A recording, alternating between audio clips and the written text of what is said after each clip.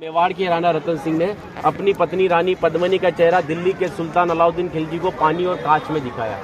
लेकिन हिंदुस्तान का साइंस कहता है कांच का आविष्कार 1535 में हुआ और रानी ने जौहर 1303 में किया।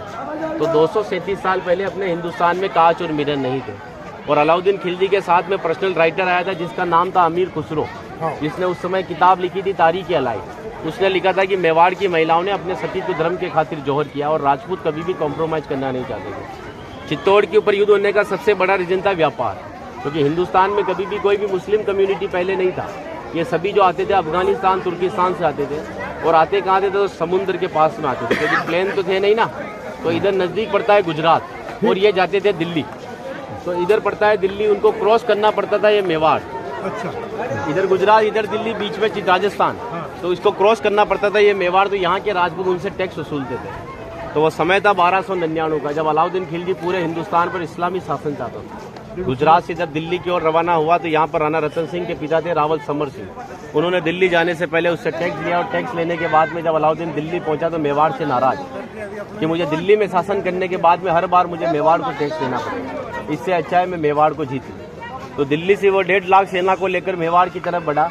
लेकिन चित्तौड़ से दिल्ली का डिस्टेंस 600 किलोमीटर है। तो उसने पहला स्टॉपेज 1301 में रणथंभौर के किले पर डाला सवाई माधोपुर। वहाँ का राजा था हमीर देव चौहान, जिसको मित्र बनाया और उसी मित्र को रात को खाना खाते समय पीठ के पीछे छुरा घोंप कर मार दिया। उनकी पत्नी थी रंग देवी। हिंदू धर्म के अंदर रात में चिताएं नहीं जलती है, तो वहाँ की महिलाओं ने पानी में कूदकर जल जौहर कर लिया, बच्चियों ने, सभी ने। लेकिन सुबह ये हुआ कि डेड बॉडियाँ तैर कर ऊपर आई तो आक्रांताओं ने डेड बॉडियों को निकालकर महिलाओं की बॉडी और बच्चों के साथ में रेप करके उनके बॉडी पार्ट्स को काटकर नग्न अवस्था में रणथंभौर के किले के बाहर लटका दिया, ताकि ये संदेश चित्तौड़ पहुंच जाए और चित्तौड़ की रानी पद्मिनी किले को छोड़कर दूर चली जाए। 1303 में जब अलाउद्दीन चित्तौड़ पहुंचा तो किले के ऊपर आने के लिए उसको 7 गेट क्रॉस करना था, तो इम्पॉसिबल था।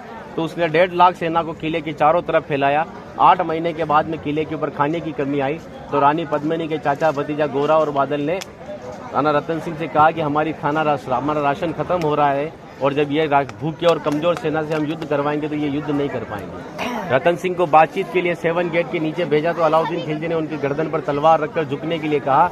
लेकिन मेवाड़ का राजपूत सर कटाने के लिए मंजूर होता है, लेकिन सर झुकाने के लिए कभी मंजूर नहीं हुआ। राणा रतन सिंह को धोखे से बंदी बनाया और रानी पद्मिनी को संदेश भेजा कि आप हमारे अधीनता स्वीकार करो, हम दिल्ली चलेंगे। रानी पद्मिनी कहती है जो नरसंहार तुमने 2 साल पहले रणथंभौर के किले में किया तो यहाँ की महिलाओं के साथ में भी वही होगा। इस वजह से जहाँ मैं जाऊँगी वहाँ ये वीरांगनाएं चलेगी। 2 महीने का समय लिया। अलाउद्दीन खिलजी ने 700 डोलियाँ किले की ओर भेजी, लेकिन रानी पद्मिनी को पता था कि मेवाड़ में घूंघट सिस्टम है।